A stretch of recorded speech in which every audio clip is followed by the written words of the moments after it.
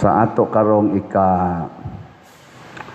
walo nga nobinaryo, ang ato na sang sub-theme or inadlaw nga tema, ang tinuod nga naminaw mao kadtong mukuyog sa kang Kristo nga panaw.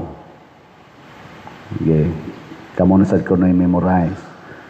Ang tinuod nga naminaw mao kadtong mukuyog sa kang Kristo nga panaw. Ligay mong tupad ing na nagkuyog mo ro ni Kristo. Nagkuyog.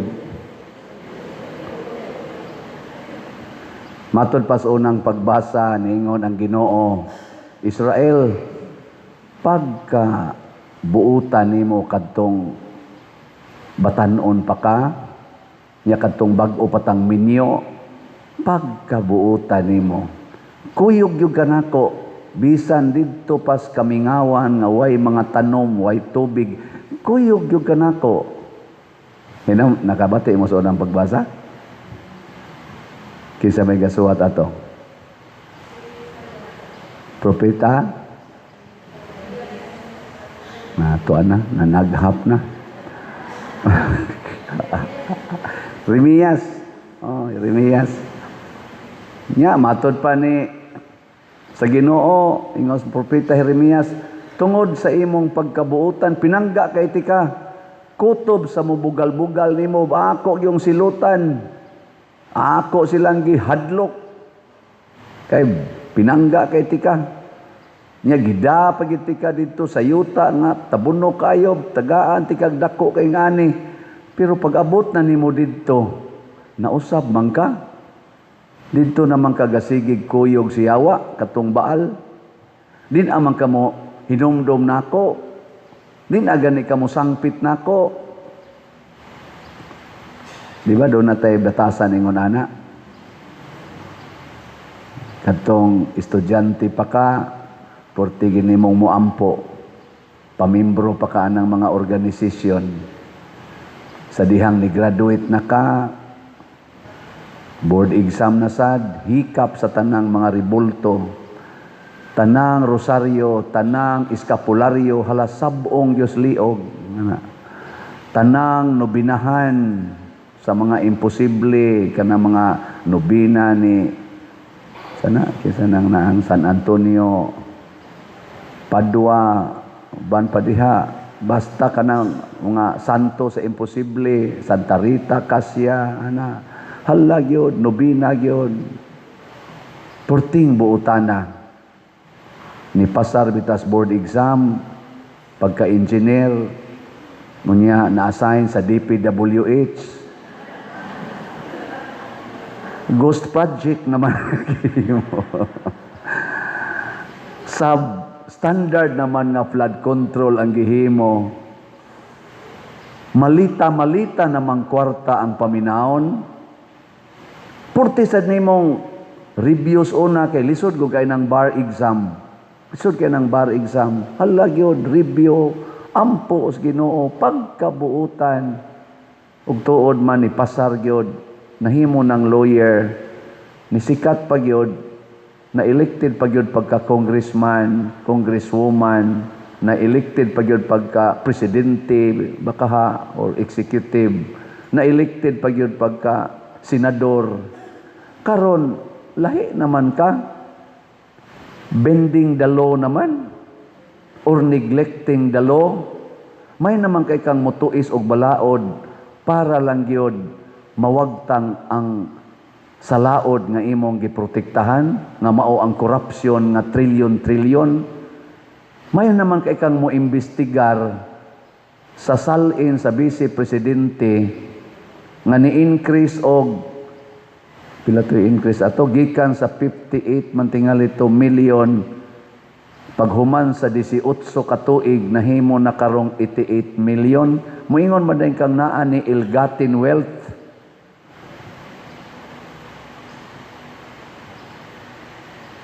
unexplained income. Pero naay senador nga daghan o congressman nga daghan nga portis ang pag-increase sa ilang salin sa mapananglit na akong tan-aw social media na may vlogger diha nga ning vlog o lawyer ba to nga ni tan-aw sa sampo lang dili ni pag single out, sampo lang. Usa ka senador na karon naa sa diha aktibo kayong ni prosecute aning nidaot aning atong vice presidente og ni bendalo og ni wagtang pagyud gani sa kanini ang Blue Ribbon Committee nga hearing para sa flood control. Ang iyang salin niadtong 2022 naaraman tingali ito sa mga mo dito mo ito 58. Unya karon nahimo namang 244 million upat lang katuig 244 million naman nya wa man imbestigahi og ill-gotten wealth sa mga kunuhay mga lawyers nato diha sa kuan legislative ug sa executive labi na gis NBI ngano wa man imbestigahi. Mao ba na imong paggamit sa imong giampuan sa Ginoo aron lang ka makapasar? Aron ka matagaan sa imong gipangandoy? Mao na nga matod pa ni Kristo ang ilang mga mata ila nang gitaptapan, ang ilang mga dunggan ila nang gisampungan. Nagtan-aw sila pero dili makakita. Nakadungog sila pero dili na mamati. Unsa to nang pamati? Paminaw uban sa pagbati. Mao man karon kisa to nagmisa nato diri. Sige sa tin sulti ana bishop ba to abit nga ang kana konong pamati mao kuno na siya lawom-lawom kaysa paminaw lang kay ang sana kanang sa pangdungog kay makadungog ka pero mula po sa pikas dunggan wa ka kabati pero makadungog ka nya musod sa imong kasing-kasing mutugkad sa imong pagbati amo na nang namati ana no amot lang tinuod ba na pananglitan karon wa day kakita ang atong mga executives, legislatives, NBI pananglitan, DOJ pananglitan, ombudsman pananglitan. Wa gid sila kakita anang trillions karon nga nawa. Nga naa man sa record. Wa gid sila kita. Ang ila ra yung nakita kadto yung 125 million nga sana sa titawag ato kanang confidential fund nagigastos vice presidente nya ilag yung i-impeach ang vice presidente tungod ana kadto bitaw kunong gi-appeal man na nila ron kanang gisukmag ni BP Sara katong mayor pa siya ang sheriff dito sa Davao gisukmag niya mao na ro ilang isigig highlight ang pagsukmag pero ang hinungdan nganong nahitabo to di sila maminaw. Motong gisulti ni Senador Bongo ang hinungdan di ay doon natoy mga nagid sila palisiya sa Davao nga wa gyoy demolition nga himuon basta wala pay relocation. Ug wa gani relocation way klaro way demolition. Muna ang mayor sa Davao o kinsa may mamayor maningkamot yun nga naay relocation site para sa mga kabos, una pa i-demolish ang ilang gitawag og illegal dwellings. Nakaroon doon ay nahitabo dito nga nag-flash flood. Nya doon ay 31 mating ito kabukpatay. O nya girelocate osa sa evacuation center ang mga illegal settlers. Nya katong ilang puy-anan kanang demolisono na to. Moto nga ni kontak si Mayor Sara Duterte ngadto sa sheriff ayaw osa og demolish ha kay mangita pa ko og asa ni nako papuyon ning mga kuan kaning ni ang mga illegal settlers ayaw usa pag demolish tagay lang kog few days man siguro to or hours man lang gitingay itong gipangita. Oy, wa man maminaw ang sheriff, gidemolish man dito ang Pinoy-anan sa katong mga kuan in town, nabahaan. Nya wala pa'y kabalhinan. Amaw to patin lagotang sara ningadto pagkakita sa sheriff gisukmag sa man ka nagsabot naman ta. Mo na ang sheriff karon ilang gipangitaan og kaning opinion kay ila untang pahimuon nga witness sa prosecutor ni balibad nganuman nakasabot man siya nganong nabuhat to sa mayor. Pero ang atong mga prosecutor dili maminaw sa konteksto. Sama sa datong pag-ingon ni BP Sara kani pina-lawyer na niya ingon dayon nakasabot ko ba sa ilang ang thinking ani mga lawyer ang gi-highlight sa prosecutor ang ilang gipaminaw ug ilang gitan-aw katong pag-ingon ni Sara, may kinausap na ako ma'am. Kaya gi-interview man siya. May kinausap na ako ma'am na tao na kung mamatay ako, patayin mo itong tatlo. Kinausap ko na. Basta patayin ako o mamatay ako, patayin mo rin itong tatlo. Kana mo ilang gifokusan. Napatayin mo itong tatlo. May kinausap na ako, napatayin mo itong tatlo. Pero ngano man nga nasulti na niya, kaya gipangutana man siya, kay niingon man siya, na ay threat sa akong kinabuhi. Gani na nag-attempt nga patyon unta ko. Gisulti na niya ni Vice Presidente, na ay threat sa akong kinabuhi karon og naa nagyoy plano nga patyon ko. Iyan na nang nahibaw-an. Nya mo tong gipangutana siya. Nya unsa may imong plano na naman kay threat sa imong kinabuhi? Ingon siya, ay lag kabalaka. Basta patyon gani ko kaning tulo. Papatay gyud ko ning tulo kay murag indirectly nisulti ang Vice Presidente nga ang nagbanta sa iyang kinabuhi nga patyon siya mao ang presidente, ang asawa sa presidente, ug ang Speaker of the House adtong panahona. Mao na ang konteksto. Pero di ginadawaton sa NBI. Pangutana dito sa hearing, imo mang giimbestigahan nga naay threat sa kinabuhi sa presidente, sa sa iyang asawa o sa speaker. Wa sa dinyo imbestigahi kung tinuod ba nga naa say threat sa kinabuhi sa vice presidente. Kay NBI man mo.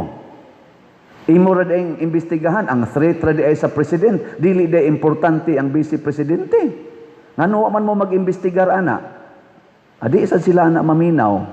Mo na ningon si Kristo, gisampungan nila ang ilang dunggan, gitaptapan nila ilang mata, mo nang dili makakita. Kani example laning akong gihisgotan karon aning init kay nga impeachment. Nga ang atong mga kunuhay, mga buutan kaayo nga mga estudyante sa law, mga buutan kaayo panahon sa eleksyon. Kanang presidente nato karon executive down nga ri sa barangay level, mga buutan kay na sila panahos eleksyon. Magsigi na silag suroy adtong mga kabus kay mga tao, magsigi na silag saad, maghimog basketbulan, maghimog karsada. Ay lugar na mo dito ay sa amo sa Kahugan. Kada eleksyon saad gid na nga nay karsada, hapit na lang ko mamatay wa lang gyapoy karsada hangtod karon. Pasaylo ako ninyo diha mga politicians nga na-involved diha sa akong barangay sa Pangdako, Guadalupe, Cebu City. Mao gina inyong style. Siging saad, mga buutan kayo, kugos-kugos anang mga bata nga mga bulingit. Halalamano anang mga mag-uuma, mga ngisda, kanang mga katarbahador, mga duot-duot anang kariton, mga tricycad, hala, budol-budol, kaon dito, kuyogs budol, pero iniglingkod, kita'y gibudol.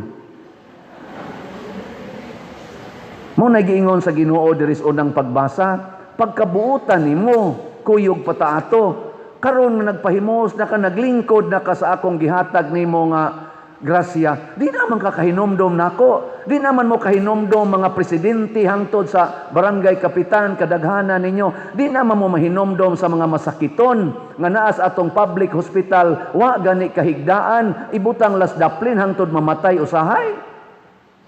Wa naman tay mga tambal. Inyo pag yung gikuha ang budget sa PhilHealth, wa pagiuli karon nga mga 60 billion ang nakuha, 89 billion rabat ato ang inyong kuhaon, may gani kay na kuanag TRO sa Supreme Court. Wa mo kakita pila kabuk namatay sa flood control dinhila sa atong parokya, pila kabuk nangamatay nga wa pagi makit-i karong uban. Nya di na nyo imbestigahan, anharagin mo anang confidential fund sa Vice Presidente magsigi gasto og 70 million kada adlaw para anang hearing sa impeachment, nangabuta na mo, Luzon, Visayas, Mindanao, gibaha nagmaayo karon ga sige na sagbaha, di mo kakita, di lang gyapon mo kadungog. Si Santiago Apostol ang atong patron nakadungog sa panginahanglan sa kalag. Iyang gihatag ang iyang kinabuhi.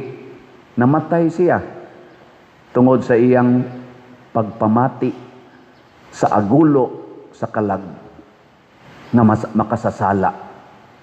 Si Jesus namati nato, naminaw nato, nanaog siya gikas langit, padung nga ris kalibutan, haron magantos o magpakamatay, aron maluwas ta.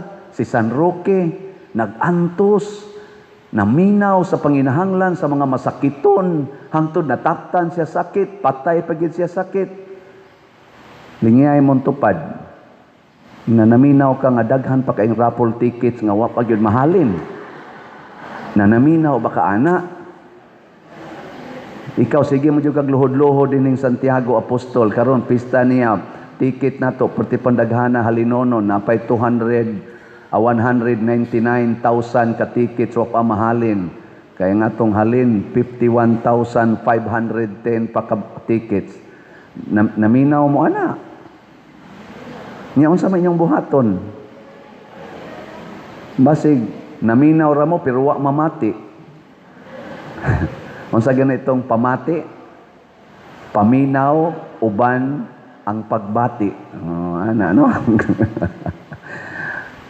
Mao na importante kayo sama sa ninyo des pamilya, nagtan-aw mo sa inyong bana kamong mga asawa nga nahubog. Nganong imo mangyaw-yawan? Nganuman? Kay naminaw ra ka sa imong kaugalingon nga di ka gusto og banang palahubog. Pero wag gani ka bangutana nganong nahubog siya. Basig nahubog na tungod kay nahiubos siya nimo. Kay sigihan nimo yaw-yaw. Mo nang maingon siya puslan mangway nagmahal bir paday. Kulapo paday. Tuba paday. Puslan mangway nagmahal. Di ba? Ngano man mong mga bana ang inyong asawa nakabit sa pari pananglitan. Nganong masuko mamos pare? Wa mo mamati, nganong nahitabo na masin ang imong asawa wa na sa ka-feel nga imong gipangga. Mao nang nagliktor na lang siya diri simbahan. Nya kay ang pare may mang mo pangga. Mao nang nahulog ang loob. Ha? Ingka pa din sala, maguna, lagi sala, lagi. Pero nganong nahug man siya sa sala, sama sa Vice Presidente, nganong nakapanganti man siya, nga ipapatay ni, kay siya, wa man sa siya panggaa. Gusto naman siyang patyon, naaman sa siya pruiba ana, ya wa man imbestigahe sa NBI. Di ba? Nganong karon ang mga tao dili naman mo pakpak og makakita sa atong presidente, jutay naman kay pugsunon pagyug kaayo. Ngano man nya ari ka sa Vice Presidente, muraman sila og kanang mga isda nga kanabitang gurami, unsa nay tawagan na kanang naasa pa nga imong iksahan ganig. Amura mga tilapia ba nga iksahan nimog pan, dugok magmaayo. Basta Vice Presidente na ilang makitaan. Pero Presidente, Maagig airport, magkiupo sa mga tao niya, mutanaw ra. Ngano man, tungod kay wa na ta mobati nga gihigugma pa ta niya. Ambot, nibati ba mo, gihigugma mo sa inyong parish priest? Nibati mo, wa? Pangutan asad ko, nibati ba ko? Ingna pa din, nibati kang gihigugma ka na mo, di ingnain ako. Huwag ka mo lang akong basihan din, huwag ka mo lang akong basihan, grabe, super ang inyong pagbati nga rin ato.